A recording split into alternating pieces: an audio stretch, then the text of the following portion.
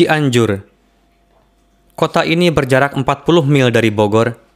Beberapa penduduknya yang sebelumnya pernah tinggal di Betawi dan baiat masuk jemaat diantaranya adalah Karta Atmaja, Muhyiddin, Abdurrahman, dan almarhum Isa yang secara khusus perlu disampaikan karena kemukhlisan dan gejolak keimanannya. Secara kudrati, mereka berkeinginan supaya jemaat Ahmadiyah berdiri di daerahnya. Berkat upaya mereka, saya mendapatkan kesempatan untuk dapat berceramah dengan topik kebenaran Hadrat Masih Maud alaihissalam di sebuah aula di daerah tersebut. Setelah mendengar akan disampaikan ceramah di sana, para penentang jemaat kebakaran janggut. Dari gelagatnya ada kemungkinan diadakan dialog. Untuk itu, ketika berangkat ke sana, kami membawa serta kitab-kitab yang diperlukan. Sesampainya di sana, ternyata dialog tidak akan diadakan. Namun ada seorang ulama yang mengumpulkan muridnya untuk melakukan keributan ketika ceramah saya berlangsung, sehingga acara menjadi kacau. Ceramah dapat berlangsung sampai selesai. Ketika ceramah disampaikan, tidak ada yang berani berbicara. Pada akhir ceramah, ada yang berusaha untuk menimbulkan keributan, namun berhasil diamankan. Seorang murid dari ulama tadi bangkit, lalu meminta izin untuk menyampaikan pertanyaan dan berkata, "Sungguh aneh, selama Hadrat Mirza Ghulam Ahmad Sahib masih hidup, kami tidak mengetahuinya, sampai-sampai kami tidak mengetahui perihal kewafatannya. Namun sekarang, ketika beliau sudah wafat dan sudah berlalu hampir seperempat abad, salah seorang pengikutnya datang kemari untuk bergurau dengan kami." Saya jawab, "Dari itu diketahui bahwa ini merupakan buah dari silsilah keluarga. Sama halnya dengan Hadrat Rasulullah Sallallahu Alaihi Wasallam yang telah datang ke dunia ini, beliau menyeru dunia kepadanya. Orang-orang yang beruntung baiat menjadi pengikut beliau dan mereka berhasil. Setelah itu Rasulullah wafat. Leluhur Anda tidak mengetahui perihal diutusnya Rasulullah, begitu juga dengan kewafatan Rasulullah. Namun setelah berlalu berabad-abad, leluhur Anda baiat masuk Islam. Demikian juga Hadrat Masih Maud alaihissalam telah datang ke dunia ini, padahal bintang Anda tidaklah berbeda dengan bintang yang ada pada masa leluhur Anda. Sekarang Anda pun tidak mengetahui perihal diutusnya Hadrat Mirza Ghulam Ahmad dan juga kewafatan beliau. Sebagaimana leluhur Anda pada akhirnya menyatakan beriman kepada Rasulullah, begitu juga Anda akan beriman kepada Hadrat Mirza Sahib, namun setelah mengalami kehinaan." Setelah mendengar jawaban yang telak ini, sang ulama menjadi ciut.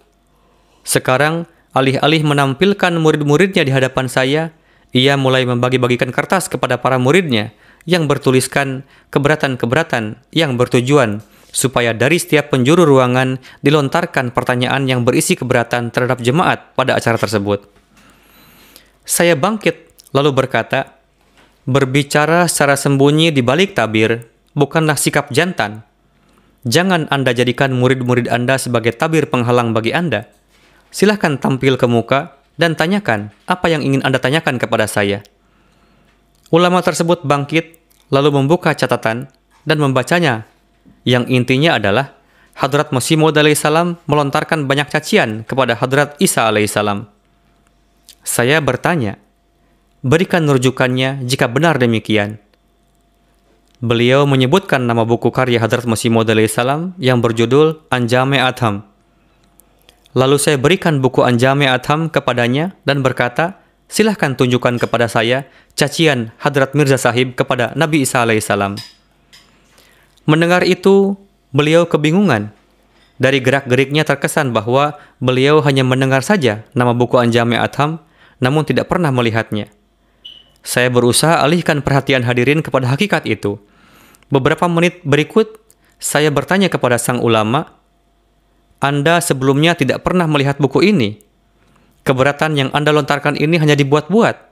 Silahkan lontarkan keberatan lainnya, dan saya akan jawab. Namun sebelumnya, tolong perlihatkan rujukannya." Sang ulama berkata, Hadrat Mirza Sahib menulis pada halaman terakhir bukunya yang berjudul Khutbah Ilhamiyah, bahwa beliau adalah Khatamun Nabiyyin, padahal Khatamun Nabiyyin adalah Hadrat Rasulullah Sallallahu Alaihi Wasallam. Saya sampaikan kepada hadirin bahwa keberatan yang dilontarkan ini adalah dusta. Supaya tidak membuang-buang waktu, saya perlihatkan halaman yang dimaksud kepada hadirin, di mana tertulis Hadrat Mirza Sahib menulis sebanyak 5 kali bahwa Hadrat Rasulullah adalah khatamun nabiyyin. Lalu saya berikan kitabnya kepada sang ulama dan memberi kesempatan untuk mencari sendiri halaman yang dimaksud. Beliau terus membolak-balik halaman dengan tangan sambil bergetar dan keringat bercucuran di wajah. Para hadirin mencela beliau. Akhirnya acara selesai dan sang ulama berusaha untuk menciptakan kerusuhan melalui murid-muridnya. Para Ahmadi yang ada di sana pun emosi, namun dengan sulitnya saya tenangkan mereka, lalu saya bawa mereka, sehingga terhindar dari kerusuhan besar, dan sang ulama tidak bisa berbuat apa-apa lagi. Namun ketika Jepang menjajah Indonesia, para penentang itu menuduh 2 orang Ahmadi telah menggembar-gemborkan bahwa Jepang akan hengkang dari tanah air dan pada akhirnya kemenangan akan berpihak pada persatuan. Lalu penentang menunjuk 2 saksi palsu dan melaporkan tuduhan tadi kepada pemerintah Jepang. 2 Ahmadi yang dituduh itu disidang dan berdasarkan 2 tuduhan dari saksi palsu itu mereka dinyatakan bersalah lalu dihukum penjara selama 3 tahun. Setelah itu, bagaimana nampak kuasa Tuhan? Pertama, hakim yang memutuskan hukuman dan mengolok-olok 2 Ahmadi itu jatuh sakit lalu mati setelah mengalami penderitaan yang teramat berat. Setelah itu, orang-orang yang memberikan keterangan palsu itu satu persatu menjadi sasaran kehinaan dan menjadi pelajaran berharga bagi yang melihatnya.